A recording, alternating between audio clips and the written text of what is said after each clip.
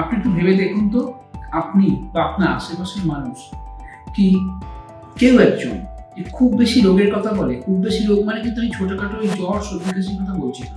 তারা সবসময় খুব বড় বড় রোগের কথা বলে, যেমন এইডস, যেমন ক্যান্সার, যেমন হচ্ছে যক্ষা, এই টাইপের কিছু বড় বড় রোগ।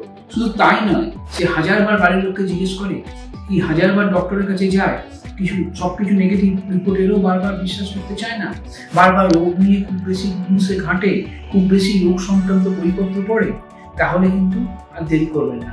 এটা কিন্তু একটা বড় রোগের লক্ষণ। এই রোগটার নাম হচ্ছে হাইপোকন্ড্রিয়াসিস।